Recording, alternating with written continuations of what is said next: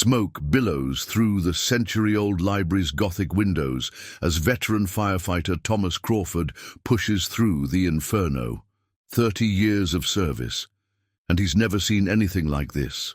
The historic building's timber beams groan overhead, decades of knowledge threatening to collapse into ash.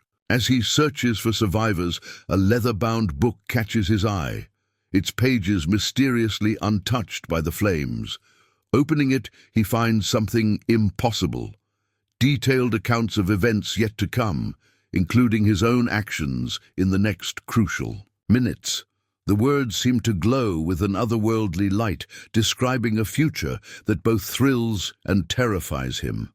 What would you do if you discovered a book that knew your destiny, while time and flames closed in around you? Before we jump back in, tell us where you're tuning in from, and if this story touches you, make sure you're subscribed, because tomorrow I've saved something extra special for you.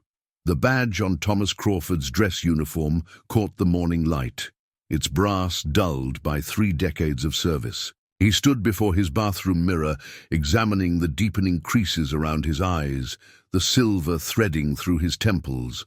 At 58, he wasn't old by modern standards, but in a profession where seconds meant lives, every year weighed, heavier than the last. The morning routine hadn't changed in 30 years. Shower, shave, coffee from the percolator his late wife Mary had insisted on buying. "Some things shouldn't be rushed," she used to say. The smell of percolating coffee still brought her voice back, clear as yesterday. His phone buzzed on the counter. Sarah's name appeared on the screen, but Thomas let it go to voicemail. Their last conversation about her upcoming wedding still rang in his ears. "Dad, I want you to walk me down the aisle, but you need to accept Robert. He's going to be family." Robert, the investment banker from Boston who'd swept into Sarah's life 2 years ago. The man who kept suggesting Thomas consider retirement, as if fighting fires was just a job you aged out of, not a calling that got into your bones.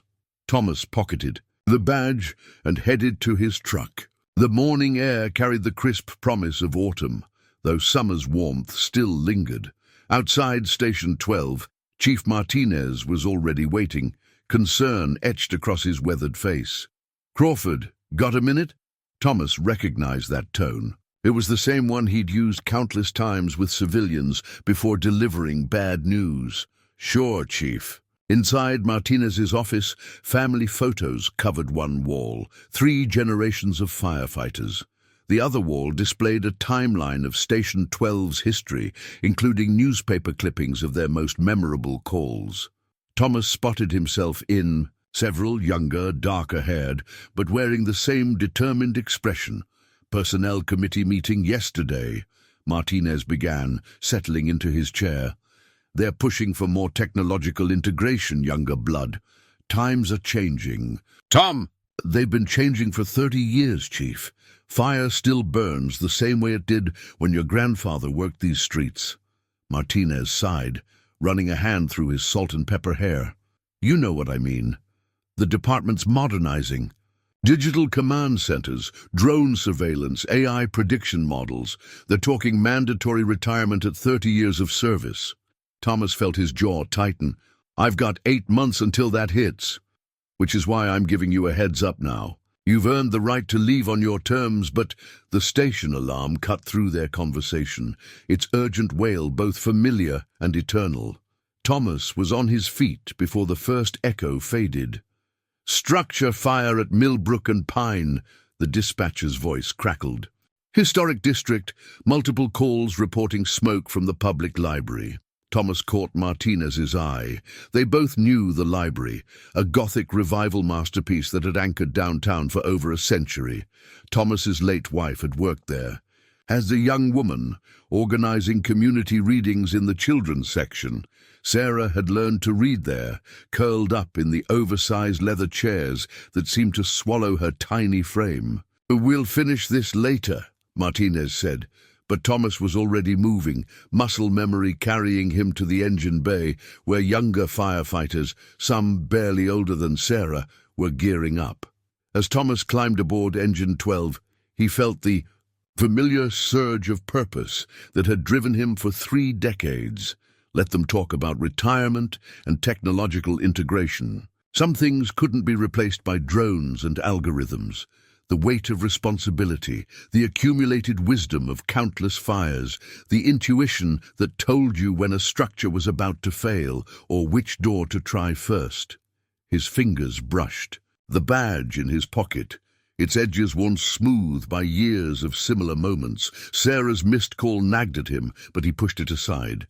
Right now, someone needed him more.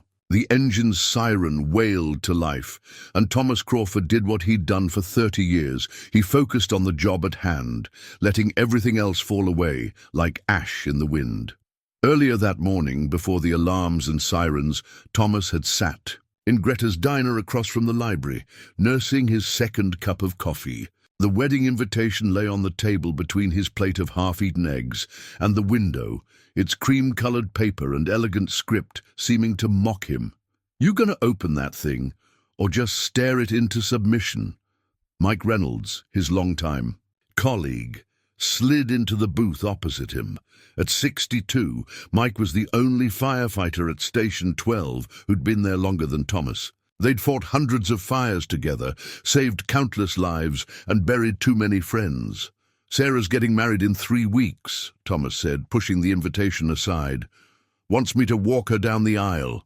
And you're sitting here instead. Of RSVPing because, through the diner's wide windows, the library's stone facade caught the morning light. Margaret Chen, the head librarian, was unlocking the heavy oak doors, just as she had every morning for the past 20 years.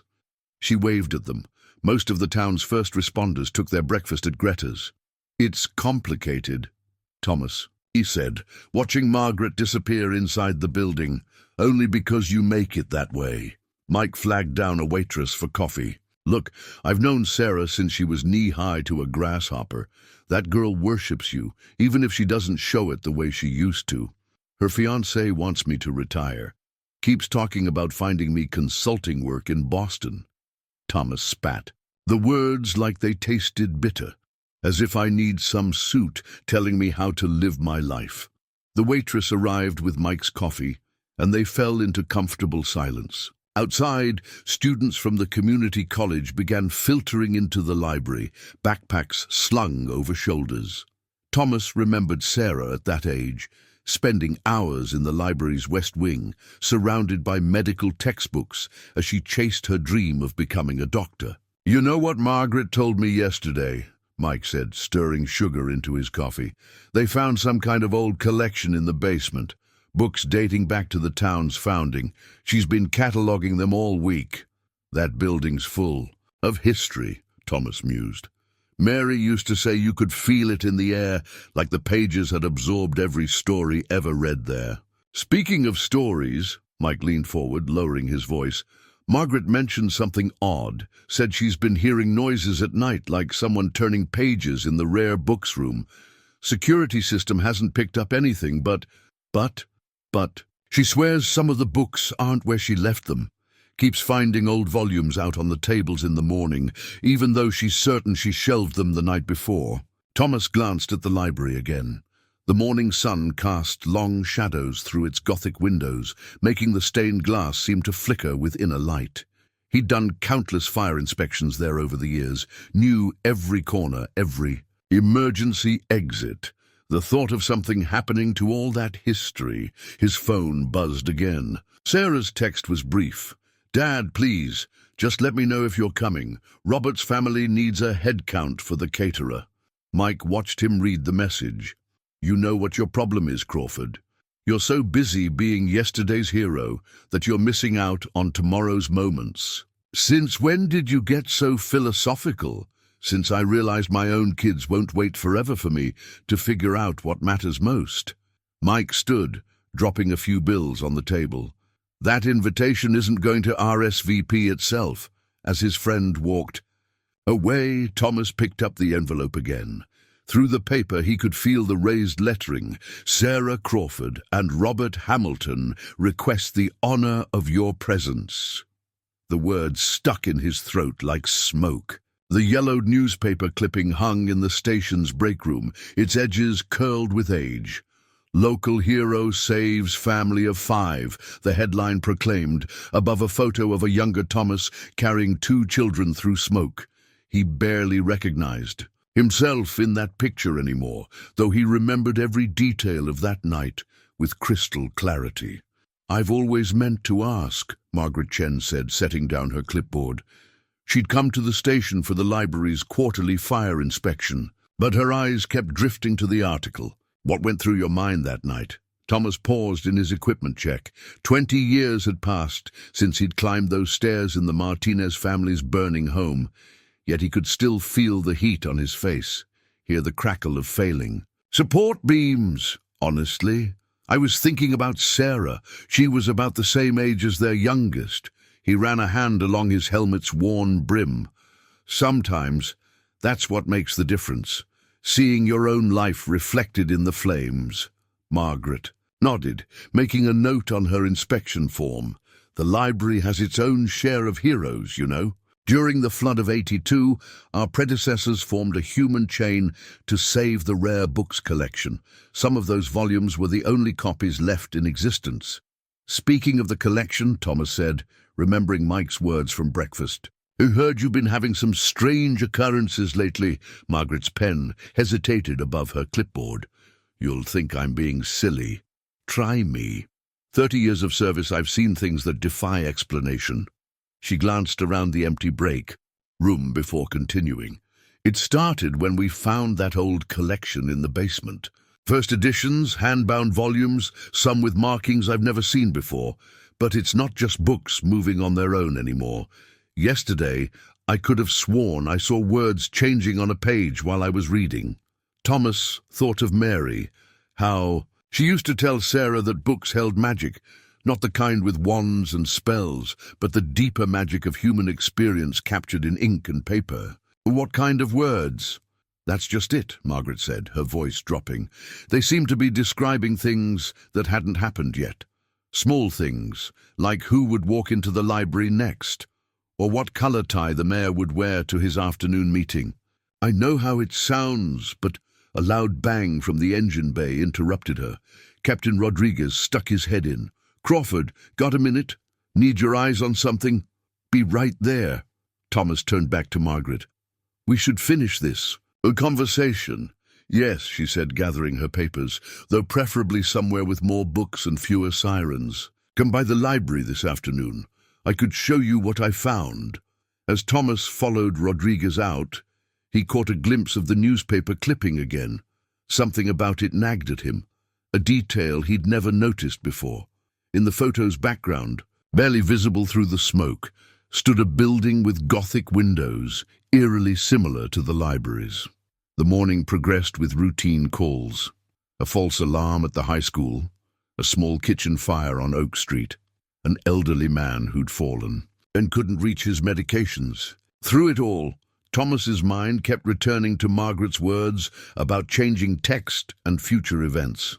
During a quiet moment, he pulled out his phone and opened the message from Sarah. The cursor blinked accusingly in the empty reply field. What could he say? That he was afraid, not of retirement or even of Robert, but of becoming a relic, a story told in fading newspaper clippings. The station's radio crackled to life. "Station 12, respond to reports of smoke at Millbrook Library. Multiple callers reporting visible smoke from the upper windows." Thomas's heart clenched. He'd done thousands of equipment checks in his career, inspected hundreds of buildings, but something about this call felt different. As he rushed to gear up, the newspaper clipping caught his eye one final time. Now, impossibly, the building in the background was clearly the library, and the smoke in the old photo seemed to curl and move as if freshly photographed. Engine 12 rounded the corner onto Millbrook Street, and Thomas's heart stopped. Smoke poured from the library's upper windows, not the thin grey wisps of a trash fire, but thick dark columns that spoke of serious heat. He clutched the worn floor plans he'd reviewed hundreds of times during inspections, his mind already mapping evacuation. Rotes, Crawford, take point on search and rescue, Chief Martinez's voice crackled over the radio. Chen called it in. Says there are students trapped in the West Wing reading room. Margaret stood on the library steps, coughing, her face streaked with soot. Thomas, the rare book section. Some of the students were doing research. The smoke came so fast. Time compressed into tactical moments. Thomas barked orders to the younger firefighters, their movements practiced, but lacking the weight of experience. Jensen Rodriguez, lay that line to the west entrance. Powell, get ready to vent the roof. Watch those gothic windows. Old glass shatters quick in high heat. The floor plans spread across Engine 12's hood showed the library's complex layout. 3 stories of knowledge, stacked in a maze of reading rooms and narrow aisles, with the rare book section tucked away in the West Wing's upper floor. But something caught Thomas's eye, a detail he'd never noticed in all his years of inspections. Near the rare books room, a small section appeared to shift between different layouts, as if the architect had drawn multiple versions atop each. Other? Chief, we've got a problem. Powell's voice crackled through the radio. Roof's too unstable for venting. This heat's not natural. It's like the building's burning from the inside out. Thomas secured his breathing apparatus, each motion automatic after 30 years. The library's grand entrance hall, usually filled with whispered conversations and the soft rustle of pages, now roared with the voice of the inferno. Above, ancient wooden beams groaned under stress they were never meant to bear. Crawford, wait. For backup, Martinez ordered, but Thomas was already moving. He'd seen that look in Margaret's eyes, the same desperate fear he'd witnessed countless times when people realized something irreplaceable was about to be lost forever. The first floor was clear, smoke banking down from above. As Thomas climbed to the second level, the heat intensified. Each step felt heavier than the last, as if the very air was trying to push him back. The floor plans had shown a straight shot to the West Wing, but the corridors seemed to twist in impossible ways, shelves looming out of the smoke like canyon walls. A student's backpack lay abandoned on the floor, next to a scattered collection of old leather-bound books. Thomas keyed his radio. Command, first victim located on second floor. No sign of... The rest of his transmission was cut off by a sound he'd never heard in 30 years of firefighting, thousands of pages turning at once like a great indrawn breath. The smoke parted for a moment, revealing the entrance to the rare book section, its carved wooden archway glowing with more than just reflected flames. Thomas reached for his radio again, but the words died in his throat. Through the archway, he could see rows of shelves stretching away into darkness, far more than the building's dimensions should allow. And there, on a pedestal in the center of it all, a single book lay open, its pages flickering with their own inner light. Hello? A voice called from somewhere in the impossible space. Is someone there? We can't find the way out. Thomas checked his air gauge. 15 minutes left. The floor plans in his pocket felt heavier than lead, but he knew they couldn't help him now. Whatever lay beyond that archway didn't match any diagram drawn by human hands. Behind him, another section of roof collapsed, sending sparks swirling up into the smoke-filled air. The decision point had arrived. Follow procedure and wait for backup or step into the unknown to save lives. In the distance, he heard more voices calling for help.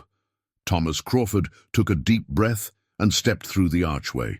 The antique pocket watch in Thomas's turnout coat had stopped at precisely 9:47 a.m., the moment he crossed the archway. He'd carried it through every fire since finding it in his first rescue, a reminder that time was always the enemy. Now, its frozen hands seemed like a warning. The rare books section had become something impossible. Bookshelves towered into darkness overhead, their tops lost in shadow, despite the flames that should have illuminated everything. The smoke here moved wrong, curling in patterns that resembled written words before dissolving. Command, do you copy? His radio produced only static, though he was barely 30 feet from the entrance. The heat pressed in from all sides, but it felt different, more like the warmth of afternoon sun on old paper than the ravaging heat of a structure fire. "Please, over here!" The voice echoed from somewhere ahead, but sound behaved strangely in this space, bouncing off shelves that seemed to shift position when viewed from the corner of his eye. Thomas advanced carefully, marking his path with chemical light sticks, an old firefighter's trick, but as he placed the third one, he noticed the first had vanished. The shelves behind him had rearranged themselves, closing off his exit route. "Stay calm," he called out. "Keep talking so I can find you." "We're in the history section," a different voice answered. "Or we were." "Nothing looks right anymore. Margaret was showing us the new collection, and then the air grew thicker, not with smoke, but with the weight of accumulated time. Books trembled on their shelves as he passed, their spines illuminated by an inner glow. Titles flickered and changed. The Great Fire of 1879 became The Library Blaze of 2025. Then Heroic Rescue at Historic Building. Thomas checked his air gauge again. Still 15 minutes. Though he'd been inside for at least 5. The pocket. Watch remained frozen at 9:47. Time itself seemed to be folding around him like pages in a book. A flutter of movement caught his attention. A book had fallen open on a reading desk, its pages turning by themselves. As Thomas approached, he saw his own name written in elegant script across the top of a page. Below it, words appeared as if being typed by invisible hands. The veteran. Firefighter hesitated, knowing his next choice would determine not only his fate but that of. He slammed the book shut, but not before seeing Sarah's name in the text below. The thought of his daughter sent a different kind of pain through his chest. Would his last interaction with her really be that ignored phone call? "Help!" The voices were closer now, accompanied by the sound of pounding on wood. "We're trapped. The door won't open." Thomas rounded another impossible corner and finally found them, 3 students and Margaret Chen, trapped in what appeared to be a reading room that hadn't existed on any floor plan. They were pressed against a massive oak door, smoke seeping through its edges. "Thomas!"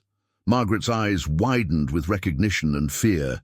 "The door, it's not just locked, it keeps changing. Every time we think we've figured out how to open it."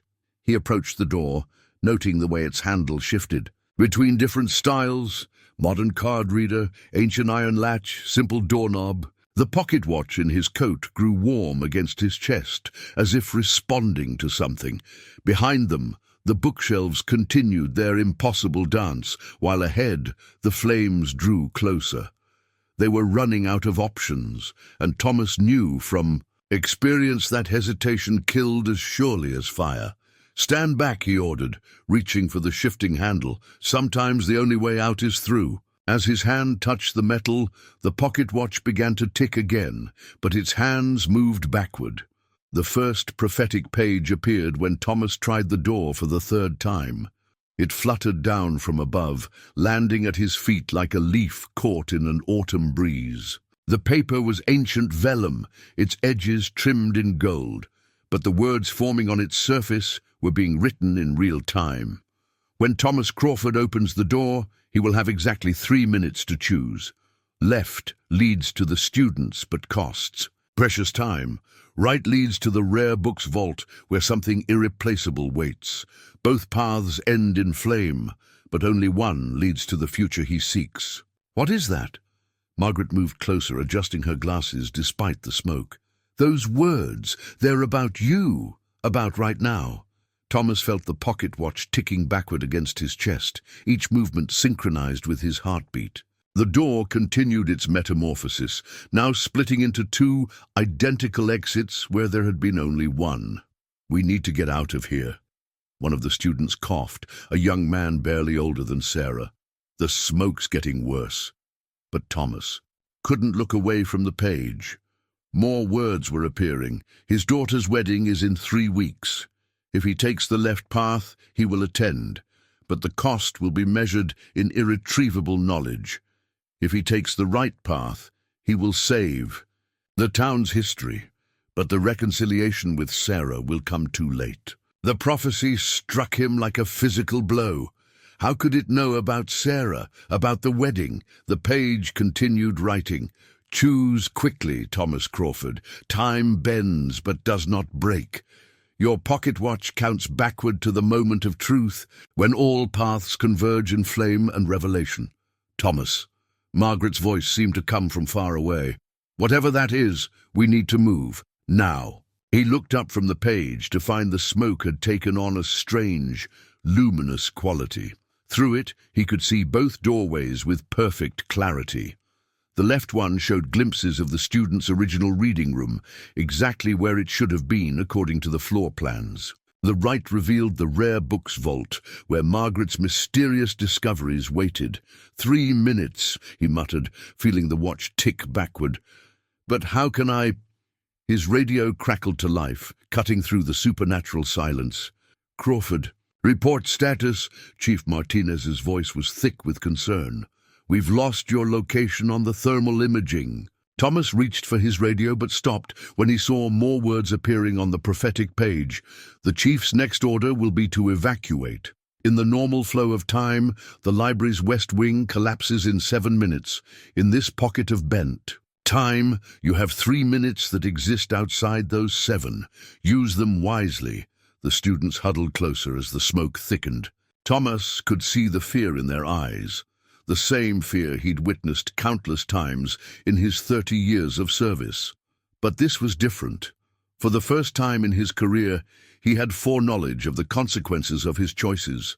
The pocket watch ticked backward again, more urgently now. Through the left door, he heard voices calling for help. Through the right, he caught a glimpse of books glowing with the same inner light as the prophetic page in his hands. Chief, I've located the victims, he finally responded. But the situation, it was complicated. Get out of there, Crawford. The structure's failing faster than predicted. Thomas looked at Margaret, who had read the prophecy over his shoulder. Her face showed the same impossible choice he felt. Lives versus legacy, present versus future, duty versus destiny. The watch ticked again. 2 minutes remained in this bubble of bent time. Beyond these doors, the normal world's clock raced toward. Collapse while here, Thomas Crawford held a page that foretold 2 possible futures, and neither one was the future he wanted. Thomas pulled the old family photo from his pocket, Sarah at her high school graduation, beaming beside him and Mary outside this very library. The edges were worn from years of being carried into fires, a reminder of what he was fighting to, come home to. Now, as he held it in this twisted space between moments, the image seemed to shift and change, like everything else in the supernatural library. Both paths. The words came to him suddenly, cutting through the prophecy's either-or. Ultimatum. Margaret, take 2 students left back to the reading room. Emily, you're with me. We'll cut through the vault. The prophecy said... Margaret began. The prophecy gave us 2 bad choices. 30 years of firefighting taught me there's always another way if you're willing to risk it. He checked his air gauge, still frozen at 15 minutes, though. The backward-ticking pocket watch showed less than 2 minutes remained in their bubble of bent time. In the photo, Sarah's image flickered between her teenage self and a woman in a wedding dress, while the library behind them alternated between its pristine past and smoke-filled present. Thomas tucked it away before the strange magic could alter it permanently. Move. Fast, stay low, he instructed as they split up. Margaret, once you reach the reading room, follow the exit signs. Don't stop, don't look back. Emily, the youngest student, stayed close as Thomas led her right toward the vault. The prophetic page in his hand began writing again. Thomas Crawford. Defies prophecy, splitting the path. The threads of time strain against this unexpected choice. The watch counts down to consequence. The vault door stood open, golden light spilling from within. Inside, books floated off their shelves, pages fluttering like wings. At the room's center, A leather-bound volume hovered above a pedestal, its pages turning rapidly. "Dear God," Emily whispered, her graduate student skepticism warring with the impossible scene before her. "Those symbols on the spines, they're like nothing I've ever seen." Thomas heard Margaret's group reaching the reading room through the other door, their muffled voices calling out as they found the exit. One thread of fate secured. But here in the vault, time itself seemed to be unraveling. The floating book slammed shut as they approached, then reopened to a specific page. Thomas recognized the library's floor plan, but it was wrong, or rather, it showed the building as it had existed in different eras simultaneously. Notes in the margins described fires, renovations, and changes yet to come. The structural support. Emily pointed to the page. "Look at how it changes over time. The West Wing, it's not just going to collapse, it's already collapsed in some version of history." The pocket watch ticked louder, marking their last minute of bent time. Thomas grabbed the book, his firefighter's instincts warring with the supernatural knowledge it offered. "We need to—" The floor shifted beneath them, reality reasserting itself.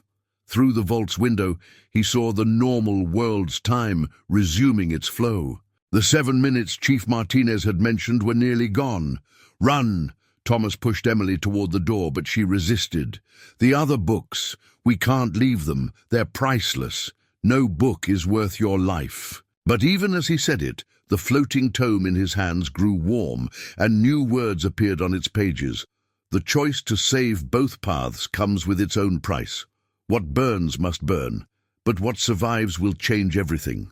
The firefighter who defied prophecy must now bear its weight." The watch ticked its final backward second. Time snapped back into normal flow like a rubber band releasing. The vault's ceiling groaned, decades of architectural history trying to exist simultaneously. Emily finally ran, but Thomas lingered, watching as books continued to rise from their shelves, forming a swirling vortex of knowledge trapped between times. His radio crackled. "Crawford! West Wing's going! Get out now!" He tucked the prophetic book into his coat beside the photo and ran. Behind him, history itself was burning, time and fire consuming the impossible library space he'd witnessed. The normal world rushed back in a wave of heat and smoke, but the book pressed against his chest like a second heart, its pages still, whispering of choices and consequences. As he reached the main corridor, he heard Sarah's voice from his radio. Impossible, since she wasn't on the department frequency. "Dad, please. I need you to be there." The ceiling collapsed behind him, sealing off the vault forever. Thomas Crawford ran through smoke and flame, carrying a book of prophecies and a photo of shifting possibilities, while time itself burned in his wake. The burned radio hung useless at Thomas's shoulder, its plastic housing melted from the supernatural. Heat. Normal fires didn't do that. He'd learned that lesson over 3 decades of service. But nothing about this fire was normal, just as nothing about the weight of the prophetic book against his chest felt natural. "Crawford!" Chief Martinez's voice echoed from somewhere ahead, distorted by smoke and distance. "Follow the line out."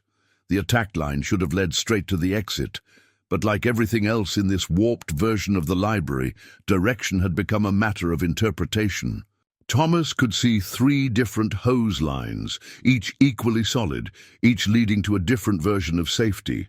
The book pressed against him grew warm, and he pulled it out. New words formed on its open pages. The paths multiply like echoes of might have been. The firefighter who denied destiny must now navigate its fractures. Choose quickly. The weight of changed time draws reality inward. A rumble shook the building, but it wasn't the normal groan of failing structures. This sound had depth, like pages of history being torn from their bindings. Through gaps in the smoke, Thomas caught glimpses of the library as it had existed, in different eras. Gas lamps flickering beside LED emergency lights, modern sprinklers intermingled with ancient speaking tubes. "Margaret!" he called out. "Emily!" No response. The 2 groups should have reached safety by now, if his gamble had paid off. The book's pages turned by themselves. The librarian and students reach the present moment safely, but their memories will carry echoes of what might have been. The true test awaits the one who carries prophecy's burden. The ceiling above him flickered between different architectural styles, each one failing in its own unique way. Thomas dropped to his knees as a wave of temporal vertigo hit him. The weight of the book seemed to increase with each passing second, as if it were drawing in the very substance of fractured time. His oxygen gauge still read 15 minutes, mocking normal physics. The melted radio crackled once, producing not Martinez's voice, but Sarah's.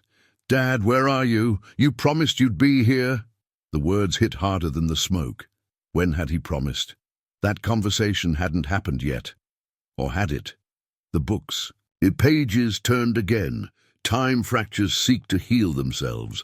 What was, what is, and what may be blur together. The carrier of prophecy must choose his moment or be lost between them. Another rumble, deeper this time. Through a broken window, Thomas saw multiple versions of the library's exterior overlapping. Victorian grandeur, modernist renovation, future innovations that hadn't been built yet. Reality was trying to decide which version of itself to keep. Follow. "The line out," he muttered, forcing himself to focus on basics. But which line? Each one led to a different era's exit, and the smoke was getting thicker, taking on shapes that looked disturbingly like letters from impossible alphabets. The book warmed again. The firefighter thinks of escape, but time's weight cannot be shed so easily. The prophecy denied demands resolution. Thomas thought of Sarah's wedding invitation, still unopened in his locker at the station. How many versions of that future now existed? The photo in his pocket felt heavy, and he knew without looking that it was cycling through all possible versions of his daughter's life. A familiar voice cut through the chaos. Mike Reynolds, somewhere ahead. "Crawford, for God's sake, follow my voice." But which voice? Thomas could hear 3 versions of his. Friend calling from different directions, each one equally real, equally urgent. The book's pages blurred with new text. Friends call from all possible futures. Choose wisely. Not all paths lead to reconciliation. Some bells, once rung, cannot be unrung. The building shuddered again. Reality was collapsing inward, drawn by the weight of violated prophecy. Thomas saw a clear path for a moment, not to the exit, but to a point where all versions of the library converged. The book seemed to pull him toward it, its pages now filling with urgent script. The moment of convergence approaches. All paths meet where time's weight grows heaviest. The firefighter who denied destiny must face the future he has chosen to change. Through the smoke and temporal distortion, Thomas caught a glimpse of something impossible. Sarah in her wedding dress, standing in a future version of the library's great reading room, looking back through time at her father's choice. The radio melted further, but not before producing one final impossible transmission, his own voice, aged by decades. The book shows what could be, the heart knows what must be. Thomas Crawford gripped the prophetic tome and moved toward the point of convergence, where all versions of reality seemed to spiral inward like pages into a binding. Behind him, time itself continued to burn. Thomas's wedding ring caught the light from a dozen different eras as he approached the convergence point. He'd never stopped wearing it after Mary's passing, but now it seemed to pulse with each step, as if responding to the temporal chaos around him. 30 years of marriage compressed into a single band of gold. Another circle, another binding, like the prophecies spinning around him. The great reading room had become a nexus of possibilities. Victorian gas lamps cast shadows that danced with LED emergency lights, while ancient wooden tables phased between different styles of restoration. At the room's center, Margaret Chen stood frozen between moments, multiple versions of herself overlapping like double-exposed photographs. "I knew you'd come this way." Every version of her spoke simultaneously. "The books told me, all of them, across every timeline." "Margaret, I thought you made it out with the students." "I did. I am." I will. Her forms shifted, librarian's glasses, reflecting impossible light. But I'm also here, where all the stories meet, where your story branches. Thomas felt the prophetic book pulse against his chest. His wedding ring grew warm, and suddenly he understood. It wasn't just a symbol of his past with Mary, but of all the promises he'd made and kept, and the one to Sarah he was in danger of breaking. You're not just the librarian, are you? The question felt as heavy as the book of prophecies. Margaret's overlapping forms smiled. I'm the keeper of stories, in all their versions. This library isn't just a building, Thomas. It's a binding, holding together every tale this town could tell, including yours. The book opened itself, pages turning to show him glimpses of futures branching like rivers. Sarah's wedding, empty chair where he should sit. Sarah's wedding, him walking her down the aisle. Sarah's wedding, cancelled in grief. Sarah's wedding, transformed by understanding. Each possibility felt equally real, equally urgent. The prophecy said I had to choose, Thomas said, his voice rough with smoke and emotion. But when I tried to take both paths, you created this. Margaret gestured at the temporal chaos around them. Time doesn't like being denied its choices. The weight of all these possibilities. She looked up at the ceiling, where cracks in reality were spreading like broken glass. The library can't hold them all much longer. His ring pulsed again, and with it came Mary's voice clear as yesterday. Some things shouldn't be rushed, but some shouldn't be delayed either. The prophetic book's pages turned again, revealing new text. The firefighter stands at the heart of fracturing time. All paths lead to choice, but not all choices lead to understanding. The weight of prophecy demands resolution, but the shape of that resolution remains unwritten. I don't understand, Thomas started, but Margaret's overlapping forms held up a hand. You do. You've always understood from the moment you put on that ring. Every fire you've fought, every life you've saved, they were all choices between what could be and what must be. The room shuddered, temporal stress increasing. Through the windows, Thomas could see multiple versions of the town's history playing out simultaneously.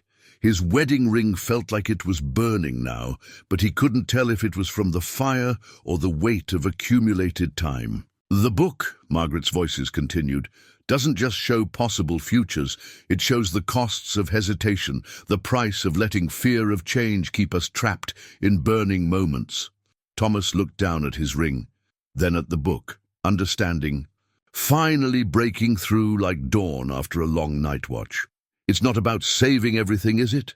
Sometimes we have to let the old stories burn so new ones can be written. The book's pages filled with final prophecy. The firefighter grasps truth at time's convergence. What burns must burn. But from these ashes, choice rises renewed. The weight of all possible futures resolves into the weight of the one that must be. Margaret's forms began to coalesce into a single version. Some books have to close before others can open, Thomas. You taught Sarah that once upon a time, reading to her in this very room. The memory hit him like a physical blow. Sarah, at 5, curled in his lap as he read to her after Mary's shifts at the library. The same leather chair would be empty at her wedding, where Mary should have sat. Unless...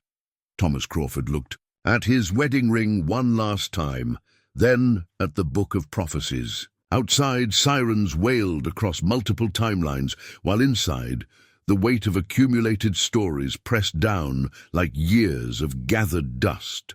The moment of choice had arrived, and with it, the understanding of what he needed to let burn.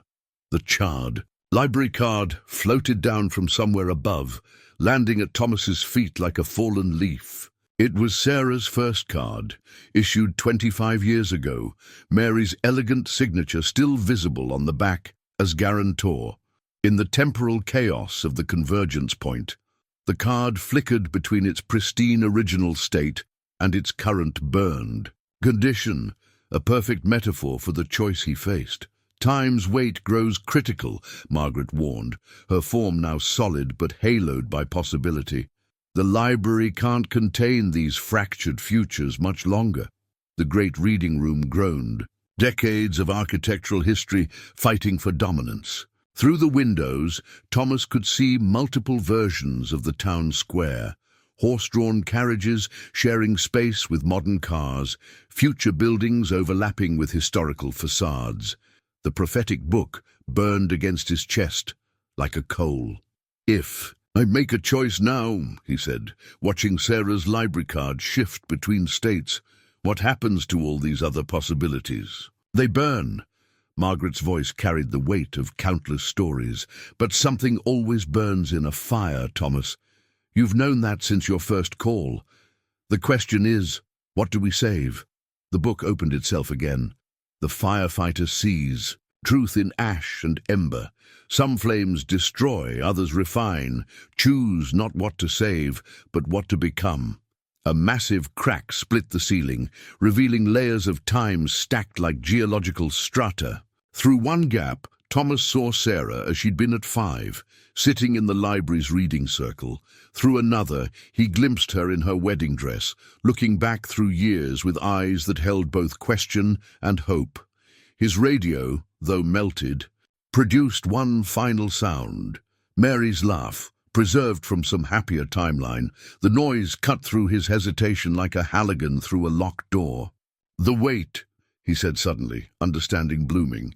"It's not just the prophecies or the timelines. It's us, everything we carry, everything we won't put down." The library card in his hand began to smoke, not from the surrounding fire, but from the pressure of possibility. Thomas saw his whole life written in its burning edges, the weight of Mary's death, the growing distance with Sarah, the comfort of routine that had become a chain. "The students," he asked Margaret, "the ones we got out, will they remember this?" "They'll remember a rescue," she replied, "but the details will fade like smoke, becoming just another story in the library's collection. Except for what you choose to carry forward. Time wants to heal itself, Thomas, but healing isn't the same as forgetting." The book's pages turned rapidly now, showing him glimpses of futures that burned away as quickly as they appeared. But certain images remained, burning themselves into his memory. Sarah's face as she opened her door to find him there, unexpected but welcomed. Robert's surprised respect during a conversation that hadn't happened yet. A dance at a wedding where the past and future finally found their peace. The library card crumbled to ash in his hands as reality buckled. The weight of the prophetic book became almost unbearable, as if it were trying to anchor all possible futures in a single point of time. "You have to choose now," Margaret urged. "The library's bindings are failing. All these stories, they need to either burn or be written." Thomas reached into his coat and pulled out the book, its pages still turning with futures yet to be. His wedding ring caught the light from a dozen dying timelines, and he remembered Mary's words about not rushing. What mattered? But she'd never said anything about standing still. "A story needs an ending," he said, looking at the ash that had been Sarah's library card, "so the next one can begin." The book's final prophecy wrote itself in letters of fire. The firefighter learns that some weights must be carried, others set down. Choose now, Thomas Crawford. Let time's pages turn. Above them, the ceiling gave way completely, revealing a night sky filled with impossible stars, constellations from past, present, and future overlapping like words on a palimpsest. The weight of choice pressed down like decades of accumulated regret, but Thomas Crawford had carried heavier burdens into fires before. He looked at his wedding ring one last time, then at the book of prophecies, understanding finally what needed to burn and what needed to be saved. Around him, time itself held its breath, waiting for the choice that would set its pages in order once again. The second prophetic page, torn from the book, shimmered with possibilities as Thomas made his choice. With deliberate care, he removed his wedding ring, the gold band catching light from every era of the library's existence. 30 years of marriage. 15 years of widowerhood and all the weight of might-have-beens contained in that simple circle. Mary would understand, Margaret said softly, watching as Thomas placed the ring between the prophetic book's pages. She always said you lived too much in memory. Not anymore. Thomas closed the book around the ring, and reality shuddered. The overlapping timelines began to separate like oil rising from water, each possibility seeking its own level. Some anchors hold us steady, others hold us back. The book's pages turned one final time, gold letters appearing beneath the imprisoned ring. The weight of the past meets the promise of tomorrow. What burns creates light to see by. Through the temporal chaos, Thomas saw Sarah clearly now. Not just one version, but all of them. From the little girl who'd gotten her first library card to the woman waiting to walk down the aisle. He'd been so focused on preserving what was that he'd nearly lost what could be. The students, he said, suddenly remembering his duty through the haze of revelation. Where do they end up in all this? Already safe, Margaret assured him. Her form growing more solid as the timelines settled. Emily will go on to become the library's next keeper, though she won't understand that for years to come. The others will remember this as a close call, a story to tell their grandchildren.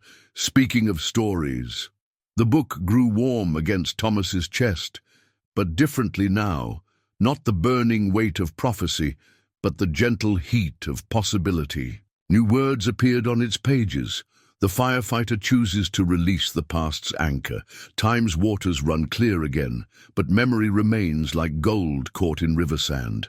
Sarah's wedding dawns in 3 weeks, where a father's presence repairs more. Then one timeline. The great reading room's architecture began to stabilize, settling into its proper now. Through the windows, Thomas saw the town square resolve into its present form, though something about the quality of light suggested that other moments still lingered, just out of sight, like books on high shelves waiting to be reached for. It's not about forgetting, Thomas said, understanding filling him like smoke clearing from a ventilated room.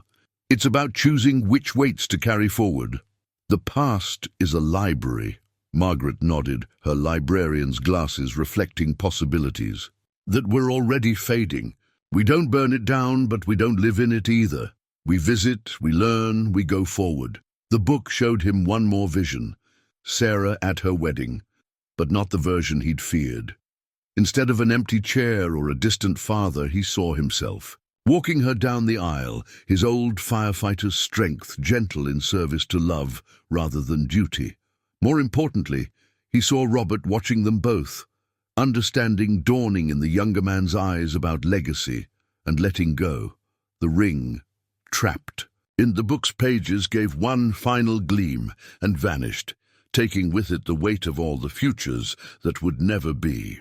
In its place, gold letters wrote themselves across the paper. What was golden remains, transformed. The firefighter's heart beats lighter, ready to dance at a wedding where past and future meet in joy. Above them, the library's architecture groaned. One final time, but it was the sound of settling rather than collapse. The temporal fractures were healing, leaving behind a building that felt more solid for having contained all possibilities and survived. Time to go, Margaret said, her form now completely normal except for a subtle shimmer in her eyes. The fire still burns in the ordinary world, and you have survivors to account for. Thomas nodded, feeling the strange lightness in his chest, where the ring had pressed for so many years. The book of prophecies grew quiet, its pages now showing only the immediate future, a path through the smoke, a reunion with his crew, and beyond that, a phone call he'd finally be ready to make. The stories, he said, looking around at the library that had contained so many versions of itself. What happens to all of them? Margaret smiled, already fading into the role of ordinary librarian. They stay here, waiting to be discovered. That's what libraries are for, Thomas. Not just keeping the past, but helping us choose which parts to carry into the future. The smoke was ordinary smoke again. The fire, just fire. But as Thomas Crawford turned toward the exit, The weight of the prophecy book was a reminder that even the most mundane moments contained magic, if you knew how to read them. The melted glass from the library's Gothic windows lay scattered across, the floor like frozen time, each shard reflecting a different version of Thomas Crawford as he made his way back to the normal world. His own face multiplied in the fragments, younger, older, paths not taken and choices yet to make, all swirling, together in the smoky air. "Crawford!" Chief Martinez's voice cut through the haze, anchored firmly in the present. "Report position." The radio worked normally now, the supernatural heat no longer warping its plastic housing. "East corridor, moving toward main entrance. All victims accounted for." The words felt strange in his mouth, too simple to contain. What had really happened? Through the broken windows, he could still catch glimpses of temporal afterimages, like the visual echo that remains after staring at a bright light. Horse-drawn carriages fading into modern cars, gas lamps dissolving into LED streetlights. The book of prophecies pressed against his chest, its weight now more like a promise than a burden. "The structure's compromised," Martinez warned. "West. Wings already gone. Get out now."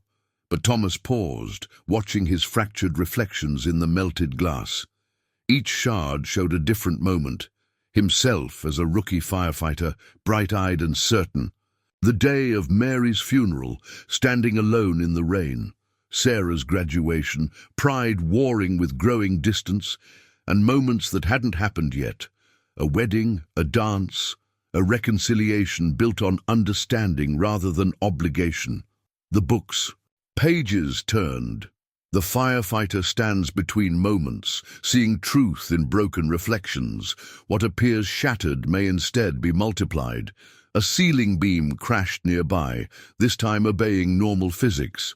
The air filled with ordinary ember and ash, but Thomas saw them differently now. Each spark contained a story, each shadow held possibility.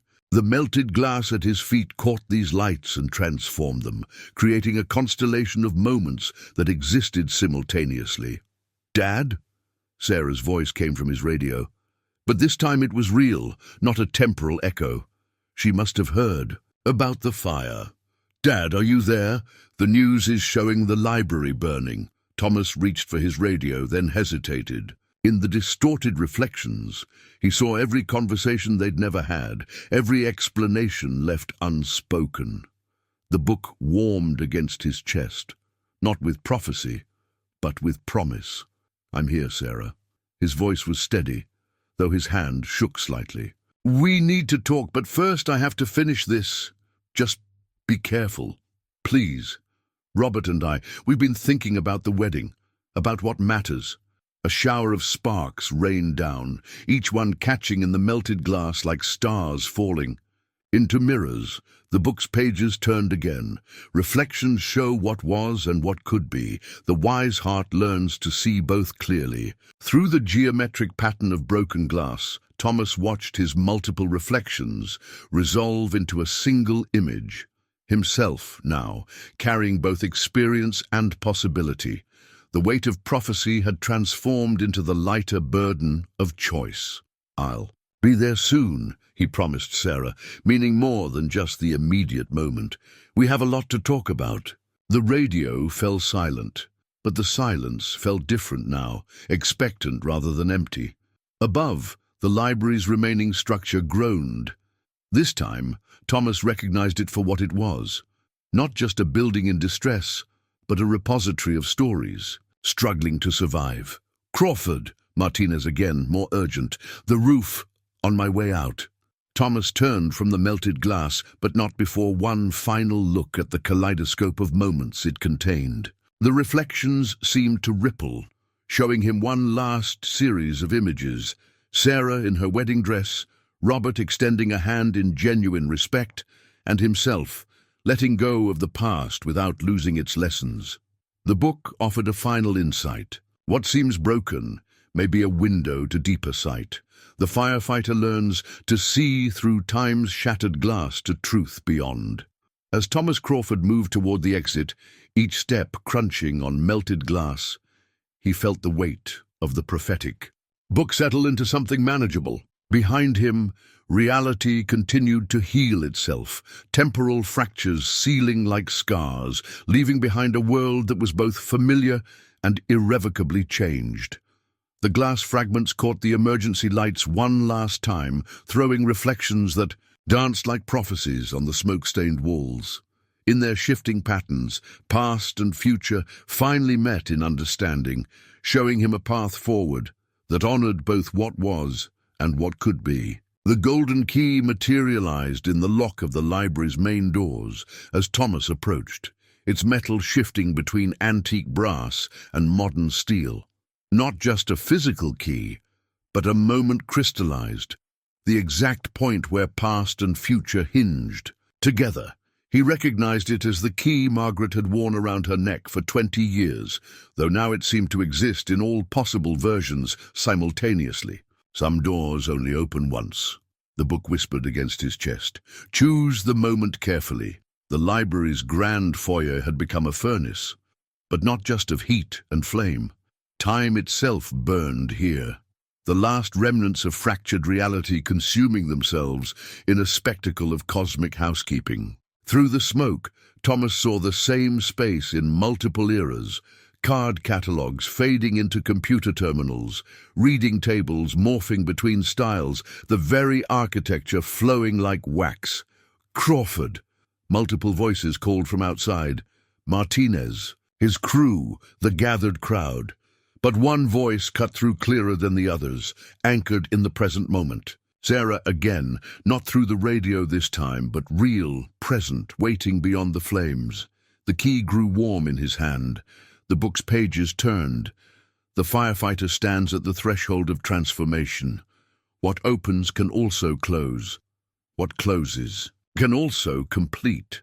Thomas understood suddenly that this wasn't just an escape, it was a transition point, as significant as the moment he'd slipped on his wedding ring or first held his newborn daughter. The key wasn't just for the door, it was for everything the door represented. The structure's going, Rodriguez's voice carried through his functioning radio. Last chance. The foyer's ceiling collapsed in sections, each piece falling through different decades. Victorian timber crashed alongside modern steel beams, while fragments of future renovations that would never happen dissolved into temporal ash. The heat was incredible, but Thomas felt it differently now, not just as a physical threat, but as the burning away of barriers he'd built himself. The book spoke again. Time's fire cleanses what mere thought cannot. The key turns in both lock and heart. Thomas moved forward, his experienced firefighter's instincts working in concert with his new understanding.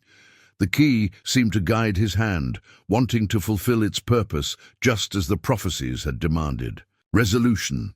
Behind him, the last temporal fractures sealed themselves, reality settling into its proper shape like a book's pages falling into order.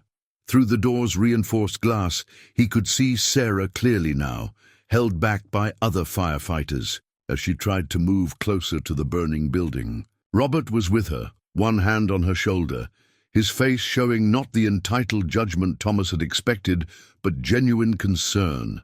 The future shimmed between them like heat waves rising from summer pavement.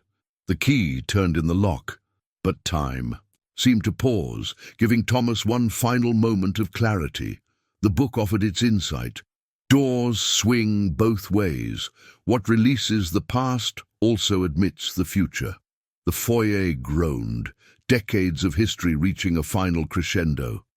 Thomas could feel the weight of the prophecy book changing, becoming something else, not a burden of possible futures, but a repository of chosen moments. Like the key in his hand, it was transforming from an artifact of what might be into a tool for what must be. Dad! Sarah's voice carried through the chaos, present and real and urgent. Thomas Crawford turned the key, feeling something unlock in both door and destiny. The golden metal grew warm one last time, then settled into simple brass. Extraordinary only in its purpose, remarkable only in its use. Like a firefighter, he realized. Like a father. The doors swung open, releasing him from the burning library, of all possible moments into the single precious present. As he crossed the threshold, the key dissolved into temporal ash, its purpose fulfilled. Reality snapped back into focus with the sharpness of a closed book. Sarah broke free of the restraining hands and ran forward. Thomas moved to meet her, aware of the prophecy book's weight, transforming with each step, from the supernatural to the simply profound. Behind him, the library's grand foyer collapsed, taking with it all the paths not chosen, leaving only the one that mattered, the path forward. The book offered one last whisper. The firefighter emerges transformed, carrying not the weight of all futures, but the lightness of the chosen present. Thomas reached his daughter just as the last of the temporal fire faded into ordinary flame. The moment of reunion existed in only one version now, but it was the right one, the real one. Behind them, the library burned, but ahead lay something better than prophecy, possibility. The final prophetic page fluttered from the book as Thomas sat in the back of the ambulance, oxygen mask temporarily lowered to his chest. Sarah perched beside him, while Robert stood nearby, his usual corporate polish softened by genuine concern.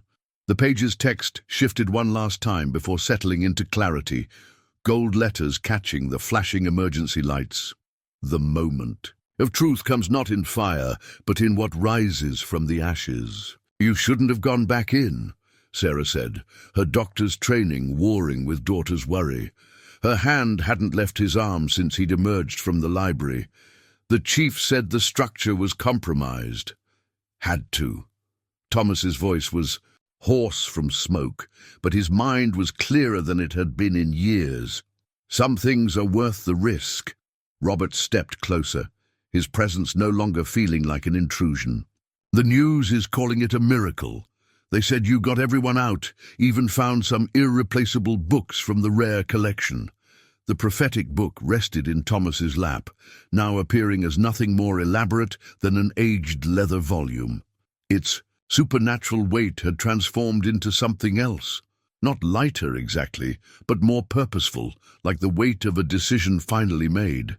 "Speaking of irreplaceable things," Thomas said, looking at his bare hand where the wedding ring had been. "I've been doing too much living in the past, carrying weights that were keeping me from—" He glanced at Sarah, seeing not just his daughter, but all the moments he'd nearly lost to his own stubbornness. "From being present, where I'm needed." The final page's text shifted again. "The firefighter learns that some treasures are saved, not by holding tight, but by letting go." A commotion near the library drew their attention. Margaret Chen stood with the rescued students, all of them looking dazed but unhurt. Emily, the young graduate student, clutched a box of salvaged manuscripts, her eyes wide with an understanding that went beyond the immediate drama. Margaret caught Thomas's gaze and nodded, the gesture containing volumes of unspoken meaning. "Dad," Sarah's voice brought him back to the moment, "about the wedding, I'll be there." The words came easily now, carrying the weight of both promise and apology. "If you still want me to walk you down the aisle." Robert's hand found Sarah's shoulder, and Thomas saw something shift in the younger man's expression, a recognition, perhaps, of what it meant to be part of a family's ongoing story. "Mr. Crawford," Robert began, then corrected himself. "Thomas, I know we haven't— I could have been more—" "We all could have," Thomas said, understanding flowing like cool water over the heat of old grievances.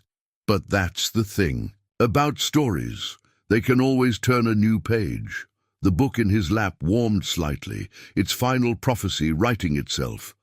What burns away leaves space for new growth. The father's heart, unburdened, finds room for more love than memory alone could hold. Sarah's eyes filled with tears, but her smile was like sunrise after a long night watch. "Does this mean you'll finally come to dinner next week? Meet Roberts? A family?" "Yes." Thomas felt the last weight of resistance fall away, "though you should probably know I'm retiring from active duty." Both Sarah and Robert looked startled. "But you always said that firefighting was my life?" "It was. Still is." He patted the book in his lap.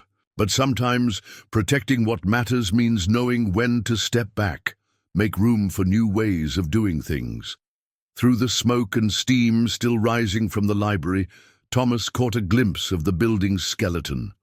Parts of it would have to be rebuilt, renewed, reimagined for the future.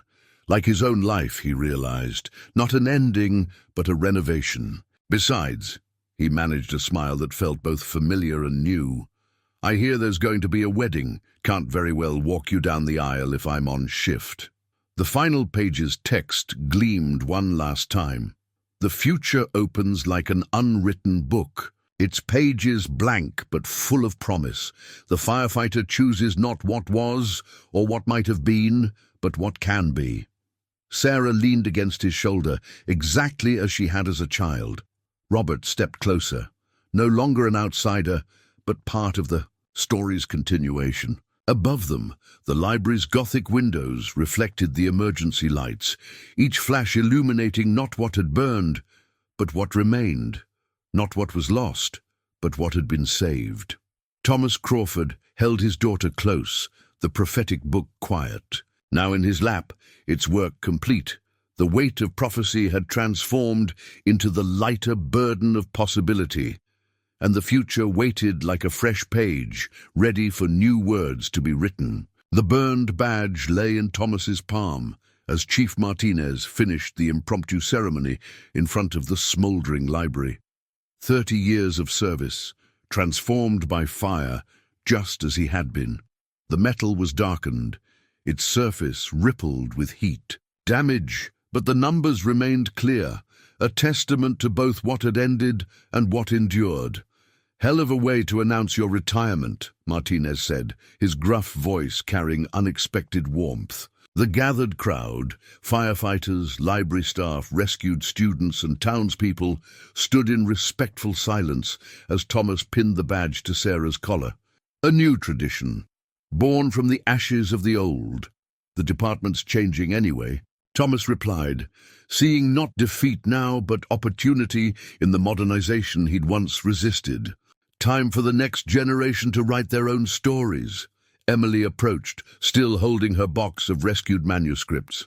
The young graduate student's eyes held a hint of Margaret's knowing look, the first sign of her future role, though she didn't realize it yet.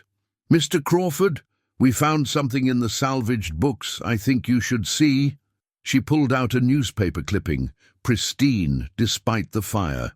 It showed the library's opening day in 1923, and there, in the background, stood a figure who could have been Thomas's twin, wearing a firefighter's uniform of that era. The caption read, "William Crawford, Fire Brigade Captain, oversees safety measures at library opening." "My grandfather," Thomas said softly, the weight of legacy shifting into something lighter. "I'd forgotten he served too. Mum used to say he loved books almost as much as firefighting." The prophetic book, now appearing as an ordinary leather volume, seemed to warm slightly in his coat pocket. Reality had settled firmly into its proper shape, but echoes of its temporal malleability lingered in moments like these, where past and present spoke to each other across generations. Sarah examined the clipping, Robert looking over her shoulder. "So that's why you always felt drawn to the library? It's in your blood?" "Blood, yes," Thomas smiled, touching the burned badge on her collar. "But more than that, it's about protecting stories, all kinds of stories. Your grandmother was a librarian. Your mother worked here through college, and now we rebuild," Margaret Chen interrupted gently, approaching with architectural plans already in hand. The library board met emergency session. "We're not just restoring, we're reimagining. Modern technology integrated with classical. Design, a whole new wing for community programs." Robert's eyes lit up with professional interest. "My firm has experience with historical renovations. If you're looking for consultants," "We are," Margaret nodded, that familiar, knowing glint in her eye. And we'll need someone to oversee safety systems during the reconstruction. Someone who knows both the old ways and the new. Thomas felt the last pieces settling into place, like words finding their proper order on a page. The burned badge gleamed dully in the afternoon light, its transformation matching his own. Not an ending, but a reformation, purpose refined by fire. The book in his pocket offered one last whisper of insight. Fate burns what must change, but legacy rises in new forms. The firefighter becomes guardian of different flames. Around them, cleanup crews were already at work, and the air filled with talk of renovation plans. Thomas watched as Sarah and Robert pored over the architectural drawings with Margaret, their excitement building as they pointed out possibilities. The future was writing itself before his eyes, and for once he didn't feel the need to control its direction. Emily appeared at his side again, her box of manuscripts now carefully sorted. "There's something else in these old records," she said, quietly. "Stories about the library, about how it seems to guide things, protect what matters most. Like it knows what needs to burn and what needs to survive." Thomas finished, touching the book in his pocket. "Yes, I think it does." The burned badge caught the sunlight, casting a shadow that somehow suggested both a firefighter's shield and an open book. Chief Martinez joined them, looking at the architectural plans with professional interest. "You know," Martinez said, "department's going to need someone to liaise with the reconstruction team. Someone who understands both sides of the story." Thomas watched Sarah laughing with Robert as they explored possibilities for the new community wing. The weight of the prophetic book had transformed into something else now. Not the burden of possible futures, but the comfortable heft of a story finding its proper ending. "Yes," he said, feeling the rightness of this new chapter settling into place. "I think I might know someone who fits that description." The new wedding photo sat propped on Thomas's desk in the library's temporary office, taken during yesterday's rehearsal dinner. In it, he stood between Sarah and Robert, all three, laughing at something just out of frame. The image seemed to glow with its own inner light, though Thomas knew that was just his imagination, an after-effect of his encounter with temporal fire, like seeing stars after looking at a bright flame. 3 weeks had passed since the library. Fire and change had swept through the town like a cleansing wind. The renovation project had become a symbol of renewal, with Robert's firm working alongside local contractors to blend tradition with innovation. The temporary library, set up in the community centre, hummed with activity as Margaret and Emily catalogued the saved collections, discovering new treasures among the old. "The structural plans for the West Wing just arrived," Sarah announced, entering his office with a stack of blueprints. She'd taken to spending her lunch breaks here, bridging the worlds of her hospital rounds and her father's new life. Robert's team found a way to incorporate some of the original Gothic elements while upgrading the support system. Thomas spread the plans across his desk, his firefighter's eye now turned to prevention rather than response. Smart design. They're creating natural fire breaks without compromising the historical aesthetic. "Speaking of historical," Sarah hesitated, then pulled something from her bag. "Mom's wedding dress. I know we talked about me wearing something new, but after everything that happened, the dress box looked exactly as Thomas remembered it, preserved in tissue paper and memory. Mary would love that. She always said some things shouldn't change just because they're old." The prophetic book, now living quietly on his office shelf, seemed to warm slightly at his words. Since the fire, it had shown no more glimpses of possible futures, but sometimes its pages rustled when important moments approached, like a gentle reminder to pay attention. "I have something else too." Sarah produced a small velvet box. "Robert. And I found it at an antique shop in Boston. It's not the same as your old one, but..." Inside lay a wedding ring, its gold band etched with a pattern of intertwined books and flames. Thomas lifted it carefully, feeling not the weight of the past, but the lightness of chosen futures. For tomorrow, Sarah explained, not to replace what was, but to mark what's becoming. The photo on his desk caught the afternoon light, and for a moment Thomas saw other images layered within it, not the overwhelming flood of possibilities he'd experienced in the burning library, but gentle glimpses of joy yet to come. Family. Dinners, shared holidays, grandchildren someday discovering the library's renovated children's wing. Dad? Sarah touched his arm. You went away for a moment there, just thinking about stories. He smiled, slipping the ring onto his finger. It felt right, different from his old ring, but right. How they change in the telling, but keep their heart. Outside his office window, crews worked on the library's reconstruction.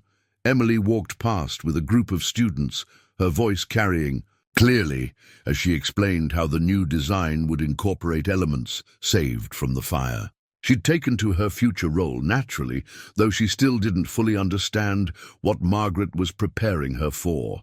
The book on the shelf rustled once, its pages turning to reveal a single line of gold text. What burns away leaves space for new growth, if we're brave enough to plant different seeds. Robert's parents are hosting dinner tonight, Sarah said, gathering the blueprints. Last chance for family bonding before tomorrow's chaos. You'll be there? Wouldn't miss it. Thomas stood touching the new ring. Your mother always said celebrations were just as important as ceremonies. Sarah hugged him impulsively, like she used to before teenage years, and growing distance had made such gestures rare. I know these past few weeks have been strange. The fire, your retirement, everything changing so fast. But I'm glad, Dad. It feels like we're all finally reading from the same page. Thomas watched her leave, then turned to the window. The setting sun painted the construction site in shades of gold and promise. Workers were installing the frame for a new stained glass window, its design incorporating both traditional patterns and modern elements. Like his own story, he thought, not a complete rewriting but a thoughtful revision. The photo on his desk caught the light one last time, and Thomas Crawford saw his future written in the joy of three people laughing together, unafraid of what tomorrow might bring. The prophetic book had shown him countless possible paths, but in the end, the best future was the one you chose to build, word by word, day by day, with love as the foundation.